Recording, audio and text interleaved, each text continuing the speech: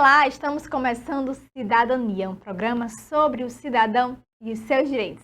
Toda quinta-feira, às 7 horas da noite, aqui na TV Câmara, canal 23.2 da grade da TCM, nós estamos aqui trazendo convidados e levando para você informação, sempre abordando aspectos jurídicos para deixar você, cidadão, cada vez mais bem informado dos seus direitos e dos seus deveres na comunidade.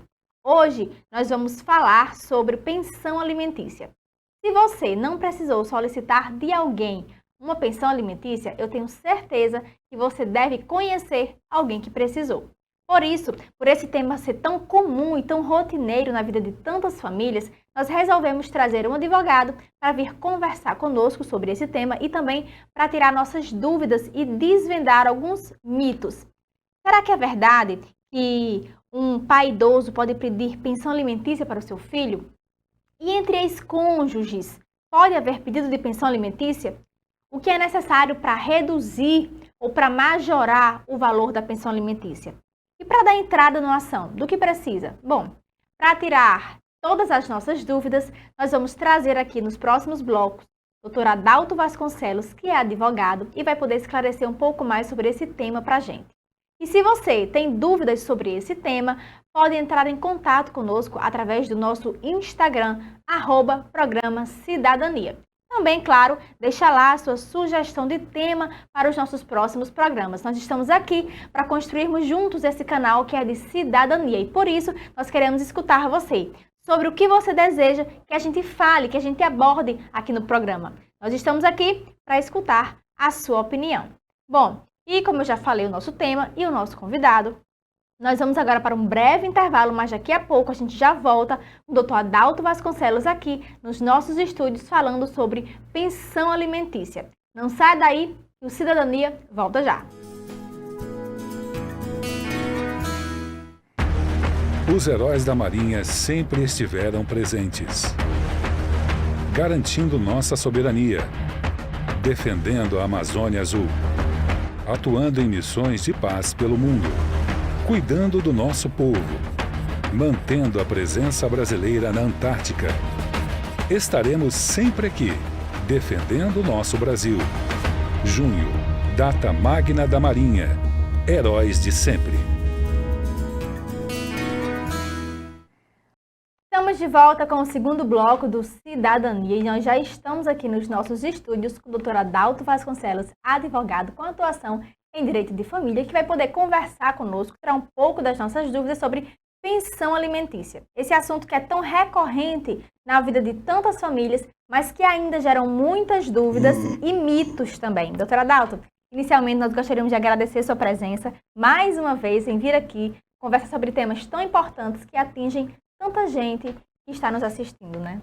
Ô, Joyce, nós aqui agradecemos, né, mais uma vez aqui a seu convite aqui na TV Cidadania, nesse momento da TV Câmara Mossoró, em que nós trazemos temas realmente de, muitas das vezes, dúvidas ainda que param aí no pessoal acerca de pensão, como pleitear, o que fazer nesses casos, né? Então, assim, para nós é uma alegria estar aqui mais uma vez e espero contribuir mais uma vez com esse tema tão palpitante e tão rotineiro no dia a dia das pessoas. É verdade. Doutora Adalto, então, para a gente começar, a gente sempre gosta de conceituar, para quem ainda não sabe o que significa. A gente sempre escuta muito falar sobre pensão alimentícia, mas, na verdade, o que ela significa? Para que serve a pensão alimentícia? Qual o seu objetivo? Olha, como o próprio nome já diz, a pensão alimentícia, apesar de ter o nome alimentício, mas ela é uma pensão em que ser buscada pelo alimentante, ou seja, aquela pessoa que tem a necessidade de ser suprida por algumas coisas do seu dia a dia. Ela é feita para suprir mensalmente, certo? Para, obviamente, servir de pagamento, de suprir as necessidades básicas, por exemplo, muitas das vezes da criança, como com alimento, como com a educação, com moradia e com vestuário. Então, assim, a pensão alimentícia, ela é basicamente para suprir todas as necessidades em que aquele alimentante solicita do alimentado para, obviamente, suprir essa necessidade do dia a dia. Então quer dizer que se alguém solicita essa pensão, não necessariamente esse valor tem que ser gasto com alimentos. Apesar desse nome alimentício, esse valor ele pode ser usado para suprir outras necessidades, como o senhor mesmo falou, né? Por exemplo, um plano de saúde, ou escola, ou lazer da criança. Isso é uma denominação que a própria legislação traz. Ela trata como pensão alimentícia. Só que essa pensão, apesar de ter o nome alimentícia, para o leigo, para a pessoa que solicita, ela entende que a alimentícia é para alimentos. Mas, na verdade, ela é para suprir todas as necessidades básicas de que aquela pessoa que solicitou, ou seja, a pessoa que vai ser alimentada, ela necessita.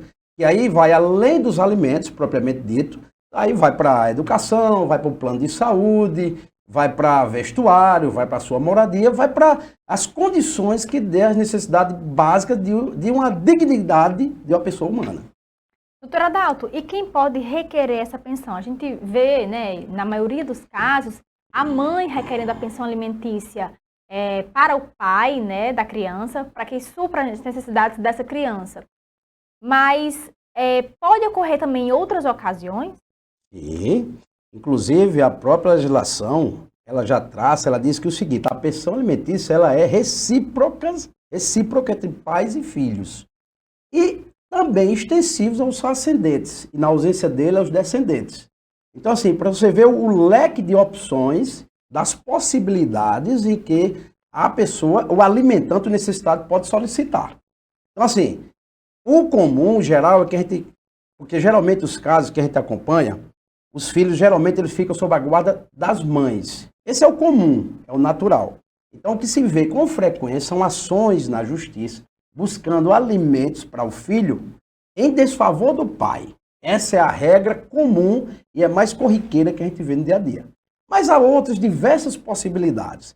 Por exemplo, eu pleiteei uma ação em desfavor do pai da criança, o pai da criança não tem ou não pode suprir por completo as necessidades da criança, porque o que se analisa no momento de se ingressar com a ação é exatamente o binômio, que eu trago até como um trinômio, que é a necessidade de quem pede e a possibilidade de quem dá. Além disso, somando isso, tem a proporcionalidade, e isso fica a critério do magistrado, do juiz analisar. Esse quer isso, esse pode isso. E eu vou analisar, e dentro desse panorama, desse trinômio, eu vou atribuir um valor de uma pensão alimentícia. Mas aí o que acontece? Pode existir casos, e realmente é frequente também, de que aquele pai não possa suprir por completo a necessidade da criança. E aí ele vai ultrapassando, como a própria legislação diz, até os ascendentes. Então eu posso pegar para complementar os avós, por exemplo, paternos. Olha, a necessidade da criança é R$1.000 para cobrir todas as necessidades básicas dela. O pai só pode 500. E aí a criança vai deixar, dentro daquela dignidade da pessoa humana de ter as suas condições básicas de vida? Não. Então, por isso que a legislação ela atribui a parentes próximos essa possibilidade de complemento. E aí é quando se há a possibilidade de ir aos avós, por exemplo, aos bisavós, para que esses valores realmente eles sejam complementados e os filhos possam realmente ter suprido as suas necessidades. Pois é, a gente vê muito os casos onde as crianças, né, elas necessitam dessa pensão alimentícia. Mas, por exemplo, pode ocorrer, então, de um pai idoso, a gente sabe que muitas vezes a aposentadoria não supre as necessidades de uma pessoa idosa, né, que na maioria das vezes necessita de muita medicação, né, de cuidados médicos. Então, esse pai idoso, essa mãe idosa, pode requerer ao seu filho pensão alimentícia? E já faço outra pergunta em seguida. Entre cônjuges, muitas vezes, principalmente as mulheres, elas deixam de exercer seu lado profissional para ficar em casa, cuidando da sua família, né, enquanto o esposo ele sai para trabalhar. E muitas vezes, numa separação, ela acaba ficando sem renda, sem ter condições de retornar ao mercado de trabalho. Nesses casos, a mulher ela pode pedir uma pensão ao seu ex-cônjuge? Pronto, Joyce, boa pergunta, porque para os nossos telespectadores e para as pessoas no dia a dia, quando se fala em pensão alimentícia, se pensa logo no menor. É o menor que necessita de uma pensão para sobrevivência, para cobrir as suas necessidades. Quando, na verdade, há diversos fatos, na verdade, que outras pessoas que podem pleitear. A própria legislação, como eu disse, repito, ela fala exatamente de reciprocidade. Tá entendendo? Então, assim, não é só numa via, ela tem a via de volta também. Dentro do exemplo que foi citado dos avós, vamos supor a possibilidade que um avô desse, ele realmente se aposenta e dentro de sua renda ele não é suficiente, se mostra suficiente para a manutenção do seu dia a dia. Por exemplo, que hoje, saúde, por exemplo, é muito caro, entendeu? Partir para alimentos, mais saúde especificamente. Então, você chega numa certa idade e as suas rendas, possivelmente, elas não vão conseguir suprir essas condições básicas de sobrevivência. E aí, o que faz? Ele fica desamparado? Não, aí a legislação vem dizer ele, você não tem como ficar desamparado, nós vamos fazer algo por você. E aí vamos buscar de quem? Daquelas pessoas que você já ajudou, inclusive, no passado. E a própria Constituição, né? Sim, ela já traz essa previsão. Porque a né? Constituição, o Código Civil, as legislações atinentes à matéria, ela procura observar a família, o ente familiar. A família não é de filho para pai, somente de filho para mãe. Existe todo um leque, existe ascendência, existe descendências. Então é nesse momento que a legislação diz, olha, naquele momento que o seu filho precisou, eu cheguei. E agora eu estou precisando de você. Então a legislação diz, olha, então agora é sua obrigação, e a lei fala isso, é sua obrigatoriedade de dar suprimento a quem também lhe deu no passado. Então é por isso que assim, ela observa tão puramente a questão, como eu digo, repito, a questão familiar. E aí outro ponto mencionado, que foi a questão dos cônjuges. A legislação também traz essa possibilidade de ex-cônjuge e ex-companheiros, certo? De também ter direito a esse benefício da pensão alimentícia. Com relação a esse ponto específico, obviamente tem que se analisar todo o panorama do momento, certo? Porque eu, por exemplo, já participei de ações, tive de ingressar com ações em que, isso faz um certo tempo, de que a mulher pleiteava a pensão do marido, certo? E naquela ocasião em si, de posse de toda a documentação, de processo, etc., o juiz chegou à conclusão que ela tinha plena capacidade para o trabalho, uma pessoa nova, jovem, de convivência de pouco tempo, e que o juiz achou por bem entender que não caberia uma pensão, já que ela tinha a sua própria liberdade. Agora, existem casos, é bem verdade, de mulheres que se dedicaram a vida inteira em prol dos seus esposos, em prol dos seus companheiros, e de repente esse liame, ele é rompido, e aquela mulher, se for o homem que trabalha, digo homem porque pode ser tanto homem como mulher, Sim. Se for, o homem de repente separa, divorcia, ou rompe uma união estável, por exemplo, e a mulher, em tese, ficaria totalmente desamparada, porque foi aquela pessoa que deixou de executar o seu trabalho exatamente para se dedicar à família. Muitas das vezes, por exigência do próprio marido. Não trabalhe porque eu tenho condições de lhe manter e manter a casa. E aí você passa muito tempo, rompe, e essa mulher ficará desamparada? Então a legislação vem e diz, não, de jeito nenhum. Você vai continuar dando uma pensão, dando as condições, inclusive, que ela tinha quando com você convivia. Possibilita sim também. Pois é, essa questão é sempre bom a gente alertar que sempre que a gente fala de casos gerais, de casos abstratos, né? Da letra da lei, como a gente fala muito aqui, mas que cada caso ele vai ser analisado pelo juiz e tem que ser levado em consideração também as provas, né? Como o senhor bem falou, tem um caso muito emblemático, muito famoso, né? Onde o jogador Pato, ele casou-se com uma atriz, a Stephanie Brito, e como ele jogava na Itália, trabalhava na Itália, ela rompeu o contrato com a emissora Globo e viajou para ele para morar em outro país. E após a separação, ela pleiteou essa pensão, né, também, alegando que ela tinha rompido um contrato e que estava com dificuldade de se reinserir no mercado de trabalho. Mas essa não é a situação mais comum. Situações mais comuns são como essas que o senhor falou, onde muitas vezes a mulher passa uma vida inteira se dedicando à família, muitas vezes não se profissionaliza, não faz uma faculdade, não faz um curso técnico, não tem nenhuma profissão, e aí, muitas vezes após, já próxima, né, a melhor idade, né, ela se encontra, então, totalmente desamparada, e a gente sabe que nessa faixa etária é mais difícil encontrar e se inserir no mercado de trabalho, né?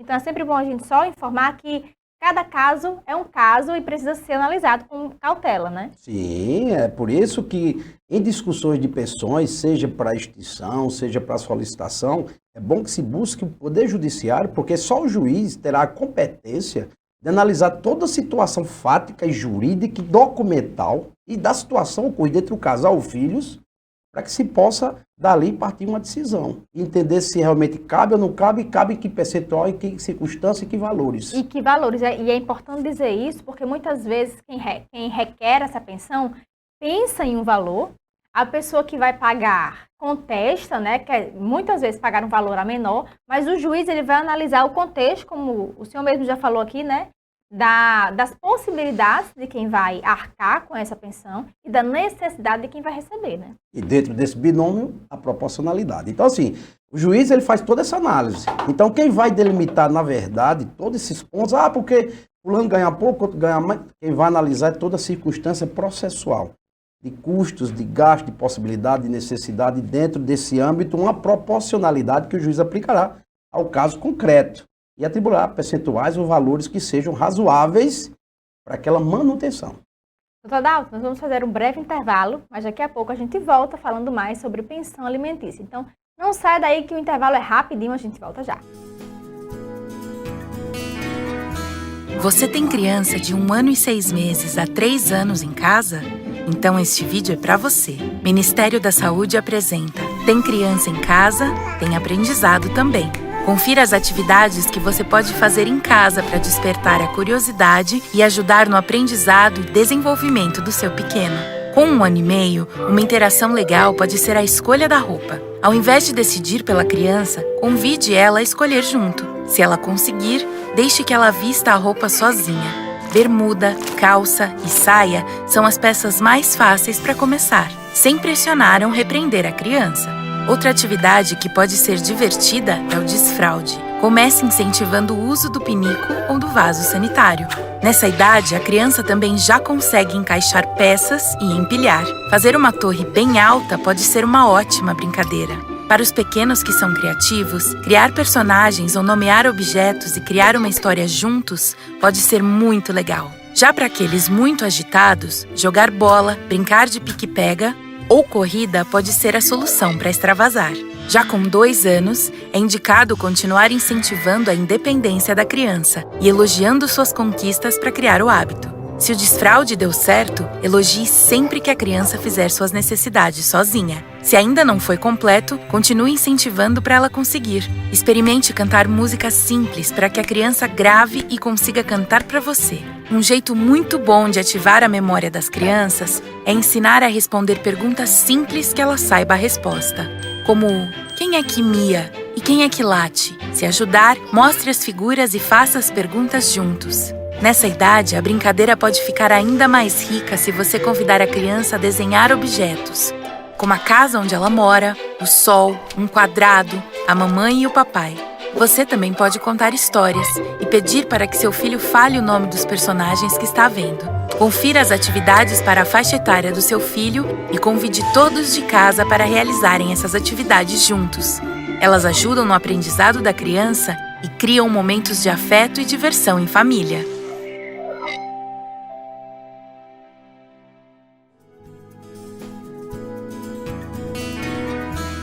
Estamos começando o nosso terceiro bloco e continuando aqui o nosso bate-papo com o Dr. Adalto Vasconcelos, que é advogado com atuação em Direito de Família e está tirando nossas dúvidas sobre pensão alimentícia. Dr. Adalto, a gente já conversava no bloco anterior sobre as possibilidades, quem pode solicitar, quem não pode.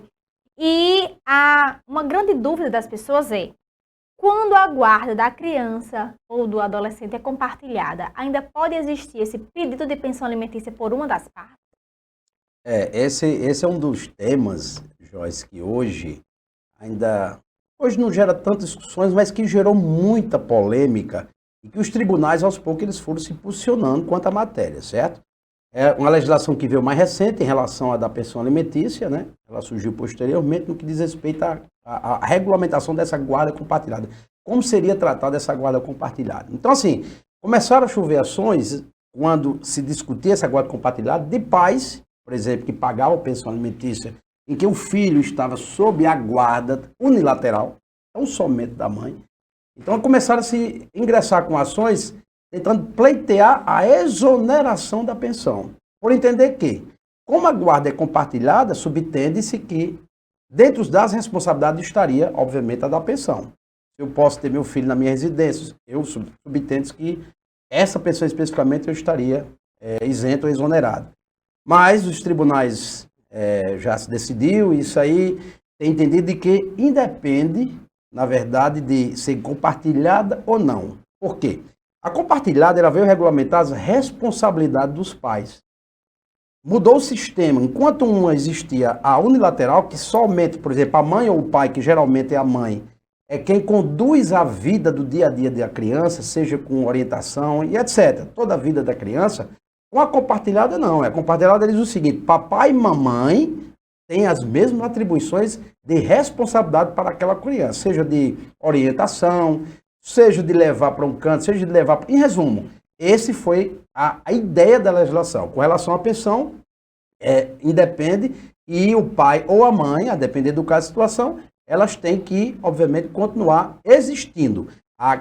O compartilhamento, repito, é de responsabilidade, inclusive de alimentos, mas de papai e de mamãe. Então não se tem que se falar pelo fato de eu ter uma guarda compartilhada, eu vou ter o direito, vou poder ter a possibilidade de exonerar o pagamento de uma pensão alimentícia, que essa permanece dentro daquela necessidade e possibilidade, porque o que se analisa no momento de se atribuir uma pensão alimentícia, o pagamento de uma pensão mensal, é exatamente as suas necessidades, o que realmente está precisando naquele momento. E ela existe para isso, para supri-las. Doutor Adalto, e depois que o juiz estipula uma pensão, tem possibilidade, tem alguma ação onde as partes possam, claro, comprovando, né, reduzir ou aumentar esse valor? Inclusive, Joyce, se tem o entendimento de que a maioridade ela seria ponto de exoneração de uma pensão alimentícia, certo? Porque a legislação ela fala em maioridade, que seria os 18 anos. O STJ, inclusive, ele já pacificou essa ideia. O STJ entende o seguinte: não, completou ele determinada condição, mas você tem que pleitear via judicial essa possibilidade de redução ou exoneração a depender do caso. Então não é uma coisa que ocorre de forma automática. Se você existe um processo de pensão alimentícia em que já foi atribuído um valor para a sua prestação mensal, qualquer modificação que você queira fazer, ou alimentado também queira fazer, tem que se buscar pelas vias judiciais apropriadas, seja através de uma exoneração ou alguma revisional, que seria para reduzir ou aumentar o valor da pensão. Então não é automático, você tem que a justiça e o juiz, mais uma vez, repito, é quem terá a competência de analisar todo o cenário, toda a documentação e verificar se reduz, se aumenta ou se exonera. Doutor Adalto, e se alguém quiser entrar com a ação, o que é que ela necessita fazer? Quais documentações são necessárias para dar entrada, então, numa ação requerendo essa pensão alimentícia? A pensão alimentícia, a pensão alimentícia ela parte geralmente da situação da criança, certo? Então, o primeiro ponto que você tem de quem você tem que comprovar é que você tem a filiação com o papai e com a mamãe. Então, assim, provou a filiação, certidão de nascimento. Esse é um dos documentos hábeis. Fora isso, os documentos pessoais de quem vai pleitear, contra quem pleiteado, endereço, etc. e tal. E procurar um profissional habilitado, um profissional da área, de que tenha competência para lidar com o assunto que seria do caso de família, né? Então, assim, procura um profissional habilitado, esse profissional irá pleitear junto à justiça essa pensão e dentro dessa análise do que se juntar nível de provas, de documentos, o juiz analisará e será atribuído. Ressaltando que o profissional, quando eu falo, é procurar um advogado, mas existe, o advogado particular, mas existe a possibilidade para aquelas pessoas que não têm condições de arcar com os profissionais de forma particular, com custos financeiros, tem a possibilidade de procurar uma defensoria pública, né, que diversos os estados possuem. Além disso, as próprias faculdades que têm aqueles estágios, as práticas jurídicas, que possibilitam também pleitear, entrar com essas ações. Doutor Adalto, e quando a gente fala em pensão alimentícia, a gente não pode deixar de falar sobre os atrasos nos pagamentos, que são, infelizmente, muito comuns. Quando uma das partes deixa de arcar com essa prestação, né, da pensão alimentícia, o que pode acontecer, né, se alguém entrar com uma ação cobrando, se a outra parte entrar com uma ação cobrando essa pensão, e esse devedor não pagar a prestação, o que pode acontecer com ele? Quando se ingressa com a ação judicial solicitando uma pensão alimentícia, ali você passou a ter um título executivo judicial. Seja judicial ou extrajudicial. Então você já tem um título nas suas mãos. Ou seja, Se eu estipulei uma pensão para você pagar R$1.000, por exemplo, ou 500 ou 200, seja o que for, o percentual em cima de salário mínimo, seja da forma como foi atribuída, a partir dali você passa a ter uma obrigação e aquele título, caso você não pague, ele pode ser executado. Então, se eu tenho uma obrigação mensal, se eu deixei de cumprir com o pagamento dela, quem pleiteou o alimentado irá à justiça informar o juízo acerca dessa inadimplência e, obviamente, o juiz irá intimá-lo para que ele realmente se posicione acerca desses atrasos. E aí há três possibilidades. Ele tem que mostrar no processo que vem pagando, tem que mostrar no processo por que não tem pago com as condições e apresentar a sua devida justificativa porque dos atrasos, porque da falta de pagamento. Essas são as possibilidades. E aí existe dentro dessas possibilidades, e aí é o que realmente muitos têm medo, porque aqui alimenta, que será a possibilidade de uma prisão civil. Né? Em caso de justificativa inválida ou de realmente comprovando de que não foi pago, o juiz poderá decretar a prisão, certo? Que tem aí de 1 a 3 meses para cumprir. E aí, em se pagando, obviamente, aí a pena ela se extingue, né? E por cumprimento da obrigação. Então, assim, para quem tem a obrigação de efetuar pagamento mensal de sua pensão, cuide em pagar. Porque existe a pena severa, além da... E aí a gente pensa muito na questão da prisão especificamente para quem alimenta. Mas o que a gente orienta, o que você tem que ter em foco é que ali também existe uma pessoa necessitada. Seja um filho, seja um avô. A penalidade de uma possível prisão é o extremo. Mas quando aquele ato chega, porque você, na qualidade de alimentante, não colocou na sua cabeça que ali existe uma pessoa que necessita realmente de você. Então, a via adequada que o juiz encontrou naquele momento foi a pena de prisão. Mas o que se analise naquele momento de pensão, enquanto se pleiteia, Joyce, muitas vezes diz, porque fulano pleiteia a pensão, que quer discutir é porque gosta de justiça. Não é porque gosta de justiça, não. Eu sempre procuro dizer que se uma família, se eu tenho a minha consciência da minha obrigação, enquanto pai ou enquanto mãe, e eu cumpro aquela obrigação, dificilmente você vai conseguir acompanhar pleitos judiciais buscando aquelas medidas. Quando elas se chegam nesse ponto é porque, infelizmente, alguém falhou. Doutor Dalton, e assim, muitas vezes o pai ou a mãe deixa de efetuar o pagamento dessa pensão porque acaba sendo demitido do trabalho, acaba ficando em situação de desemprego e acha que essa situação momentânea o desonera dessa obrigação. Isso é verdade? O fato da pessoa que está pagando a pensão alimentícia encontrar-se desempregada exonera essa obrigação? Joyce, dos pedidos, quando o alimentante chega ao escritório, por exemplo, solicitando uma exoneração, um dos fundamentos geralmente é o desemprego. Doutor, a pergunta é essa. Doutor, estou desempregado. Eu não tenho condições de pagar a pensão do meu filho. Então, gostaria que se ingressasse com a ação pedindo para extinguir, ou seja, para exonerar. Só que é isso que se procura mostrar, eu já falei há pouco tempo, que o que você tem que ter em mente é que existe uma pessoa ali que tem vínculo com você e que necessita daquele pagamento, daquela obrigação que foi estipulada judicialmente. Então, você imagina, Joyce, se desemprego fosse justificativa para a exoneração de pensão. Você imagina um pai desempregado, um filho necessitando de alimentos, que tem vínculo com ele, obviamente, necessitando, e eu justificasse que ele estava desempregado, ele não... Me diga uma coisa, e como é que ele sobreviveria? Então, assim, desemprego não é causa de extinção de pagamento de pensão alimentícia. O que é que o juiz pode analisar? Que aí eu vou repetir e vou reforçar. Dependendo das circunstâncias do momento, documentalmente, etc., o que se passa de fato, por exemplo, desemprego é uma das razões, por exemplo, de diminuição de pensão. É possível? Sim. Exonerar jamais. Porque o necessitado não tem, ele não para de se alimentar, ele não para de ter que ir à escola, ele não para... E a obrigação, a responsabilidade da criança é dos dois, né? Sim, sim. Pronto. Então, assim, dentro dessa análise, foi bem colocado. Dentro dessa análise, o juiz vai analisar papai e mamãe. Mamãe tem condições? Não, mas mamãe trabalha, mas não tem condições de arcar suficientemente as necessidades do filho. Você está desempregado? Tá. Pronto. O que eu posso fazer por você, diante das circunstâncias do momento, conseguiu aqui possivelmente uma redução de pensão alimentícia. Para que você, veja bem, uma redução para que você consiga, em voltando ao campo de trabalho, voltar a suprir as necessidades como foram estipuladas anteriormente. É por isso que muitas das vezes, quando se estipula pensão alimentícia, alguns acordos que eu tenho visto, ele já traz essas duas possibilidades, certo? O juiz, ao atribuir pensão, eu tenho um rendimento hoje, certo? Hoje eu pago 30% sobre o meu rendimento. Então, assim, dentro dessa ótica de um possível desemprego, que é possível, claro, isso aí, pelo cenário, por tudo, pelo mercado, é possível.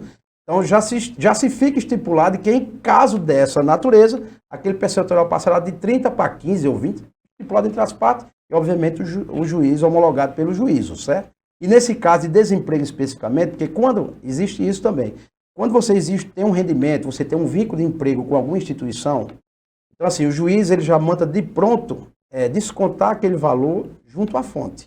Então se você trabalha, vai para a empresa, oficia a empresa desconta. Quando você se torna desempregado, rendimento você não tem junto à empresa. Então o juiz começa a atribuir, às vezes no acordo estipula, percentuais em cima do salário mínimo. Ah, se não pode nesse momento, eu vou estipular aqui 20% ou 30% do salário mínimo. Ah, mas eu não posso. Dê seu jeito. Dê seu jeito. Ou faça seus bicos de trabalho, ou você procura um parente que possa lhe dar um suporte nesse momento. Mas corra atrás, porque a pensão jamais será exonerada.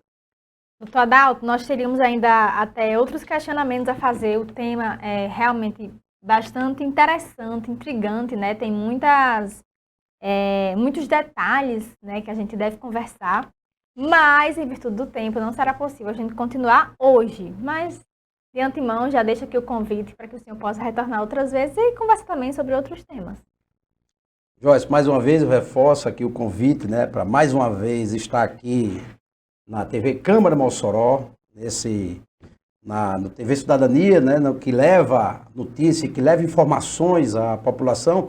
E dizer que para nós é sempre honroso, é de felicidade mesmo estar aqui, porque sabendo que nós, nessa conversa aqui, nós deveremos estar contribuindo com alguma pessoa nesse momento acerca do assunto específico. Então, fique à vontade, assim que achar conveniente, eu estaria à disposição para sempre retornar, para a gente ver esse papo agradável, trazer ao conhecimento à população. É uma felicidade e conte comigo para mais outras vezes. Obrigada, mais uma vez, sabemos sempre, o doutor Adalto sempre muito disponível, sempre muito aberto, né, para vir conversar aqui conosco, sempre encaixando aí na agenda dele um espacinho para vir aqui esclarecer as dúvidas de quem nos assiste. Bom, mas nós vamos finalizando esse bloco e voltaremos no quarto e último bloco com o Dr. Herval Sampaio e o Dr. Pietro Medeiros em seus respectivos quadros. Então, não saia daí que a gente volta já já com mais informação para você. Os heróis da Marinha sempre estiveram presentes, garantindo nossa soberania, defendendo a Amazônia Azul, atuando em missões de paz pelo mundo, cuidando do nosso povo, mantendo a presença brasileira na Antártica. Estaremos sempre aqui, defendendo o nosso Brasil. Junho, data magna da Marinha. Heróis de sempre. Estamos de volta com o quarto e último bloco do Cidadania e vamos direto para o Dr. Herval Sampaio e o quadro Em Pauta, ele sempre com muita novidade para você. Vai lá, Dr. Herval!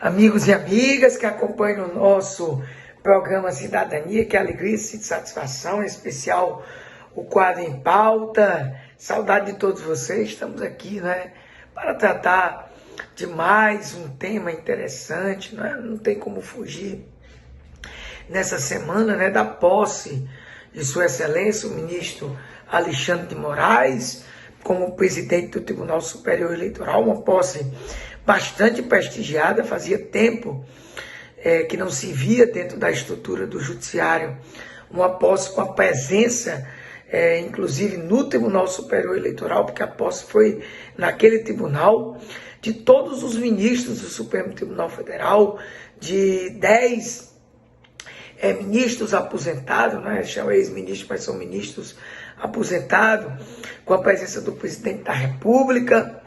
E nós sabemos, né, que a presença dele ante eu diria, as declarações, aquele, não vou dizer incidente, mas aquela situação pitoresca, com todo o respeito que eu tenho à Sua Excelência, de fazer aquela reunião com os embaixadores e a presença do seu opositor para as eleições de 2022, né, os dois candidatos que estão na frente, que é o ex-presidente Luiz Inácio Lula da Silva, estava lá, ele presente. Aí, o que a gente destaca dessa posse, não é o discurso duro. O discurso, eu diria, a gente usa essa expressão porque todos nós sabemos, né, as críticas que eu não me canso de me referir. Eu acho que o presidente, ele pode até ter o direito, e ele tem, tá? Como cidadão ele tem. Eu falei justamente dessa forma até para, vamos dizer, se entender melhor o que eu quero dizer. Ele tem o direito, tá? Isso é indiscutível. O problema talvez, e aí me permita pelo menos o que eu já venho dizer há algum tempo, é a forma, né? A forma com que ele faz, não são críticas, mas a abordagem que ele trata, inclusive muitas vezes, né, omitindo fatos, né, porque nós sabemos que tanto o sistema quanto as urnas indiscutivelmente passam por auditorias. É um processo muito transparente. Então o ministro Alexandre Moraes foi bastante categórico, né? Não fez nenhuma referência ao presidente Bolsonaro, por óbvio, né? Mas fortaleceu o sistema eleitoral, fortaleceu as urnas eletrônicas, todo o avanço de 1996 para cá, tudo os aperfeiçoamentos necessários e feitos, né? E a atitude com firmeza trazida pelo presidente Alexandre Moraes trouxe uma situação no mínimo constrangedora, porque ele foi aplaudido de pé por todos os presentes. Evidentemente nós sabíamos, né?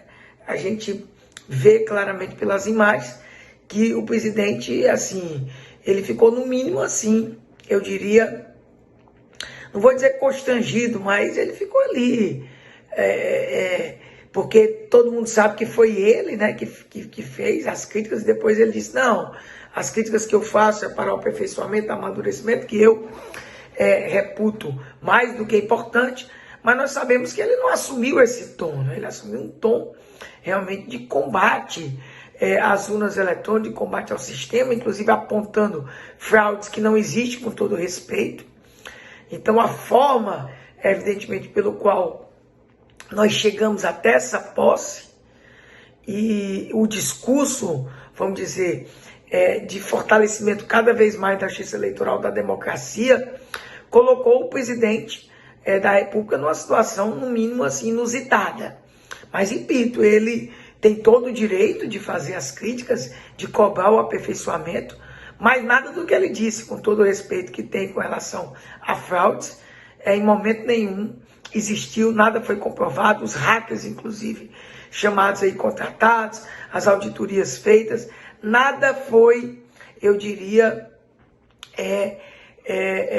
comprovado. Então, fica no vazio, não tem consistência, com todo o respeito que ele falou, e fica aí a posse do presidente Alexandre Moraes como um marco importante, até para esse segmento, eu diria, do próprio processo eletrônico, do sistema da justiça eleitoral, principalmente as urnas eletrônicas que serão usadas agora nas eleições de 2022. Valeu, pessoal!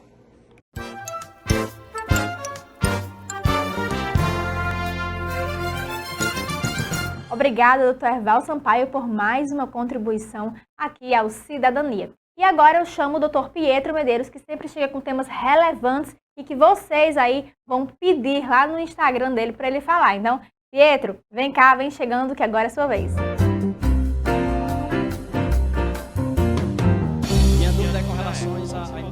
Olá, você que nos assiste, este é o quadro O Povo Quer Saber, aqui na TV Câmara Mossoró, programa Cidadania, trazendo informação simples, objetiva, que você necessita saber para o seu dia a dia. Hoje iremos falar sobre medicação de alto custo. Será que o SUS é obrigado a fornecer medicação de alto custo? Será que os planos de saúde são obrigados a fornecer? Então, este é o tema central de hoje. Primeira coisa que você tem que saber: caso você necessite de uma medicação de alto custo, você tem que conversar com seu médico para saber se essa medicação está inserida, na lista do SUS. Então, se ela estiver inserida na listagem do SUS, dos medicamentos que são permitidos, então ok, você não tem problema, o SUS irá fornecer. O nosso artigo 23 da Constituição Federal diz que a União, os estados, o DF e os municípios são responsáveis pela saúde de toda a população. Então, caso esse medicamento não esteja listado lá na lista do SUS, você tem que verificar com o seu médico o seguinte: doutor, eu preciso de um relatório clínico para que eu apresente em uma farmácia de alto custo. Daí o médico irá colocar lá no seu relatório clínico o porquê dessa medicação. Você irá apresentar este relatório clínico numa farmácia, na sua cidade, toda cidade tem, na farmácia de alto custo.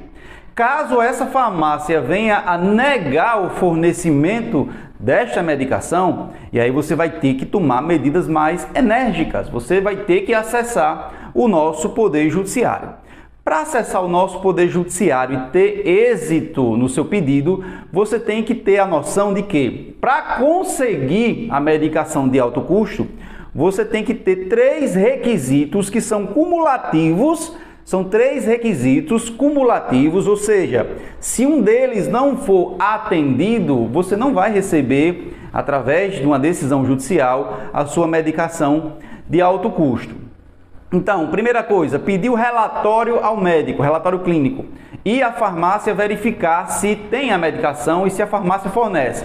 Caso não forneça, você vai ter que acessar o Poder Judiciário. O primeiro requisito é que este medicamento tenha registro na Anvisa. Então, o primeiro requisito indispensável é que este medicamento tenha registro na Anvisa. Se este medicamento não tem registro aqui no Brasil, vai ser muito difícil você conseguir que um juiz dê uma liminar, defira um processo para você, certo? O segundo requisito, primeiro, registro na Anvisa. O segundo requisito é que o juiz ele vai verificar se você pode ou não pagar pelo tratamento que você está buscando. Se o juiz verificar que você pode pagar pelo tratamento que você está buscando, ele não vai deferir o seu pedido, ele não vai conceder a sua medicação. O terceiro requisito, muito importante, é que no relatório clínico do médico, ele tem que colocar de forma clara, específica e objetiva se existe no mercado outro medicamento similar que venha fazer no seu organismo o mesmo efeito do que este de alto custo. Se existir no mercado outro medicamento com a mesma capacidade de fazer efeito no seu organismo, então vai ter que substituir. Então não condiz a realidade do Estado ter que arcar com esse valor para sua medicação. Então são 3 requisitos cumulativos, revisando aqui. Registro na Anvisa, o juiz vai verificar se você tem condições de pagar pelo tratamento. No relatório clínico do médico, tem que verificar se no mercado existe outro medicamento com preço mais acessível ou até já disponibilizado pelo SUS que venha a fazer o mesmo efeito no seu organismo que este medicamento de alto custo faria. Então, atendendo esses 3 requisitos, você tem tudo para alcançar o seu objetivo, que é a medicação de alto custo pelo SUS. Com relação aos planos de saúde, já vou falar para vocês que sim, eles têm que custear também. Então, se você paga o seu plano de saúde e está precisando de uma medicação de alto custo, o plano de saúde também é obrigado a pagar, desde que este medicamento também tenha registro sanitário na Anvisa e desde que o seu médico especifique lá no relatório clínico a necessidade deste medicamento para o seu tratamento. Então este foi o tema de hoje, espero que vocês tenham gostado. Mais um tema relevante, desta vez relacionado a medicamentos de alto custo. Um grande abraço, fique com Deus e até o próximo programa.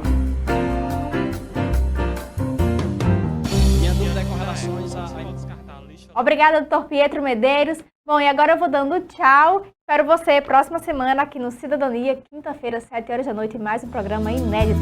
Tchau!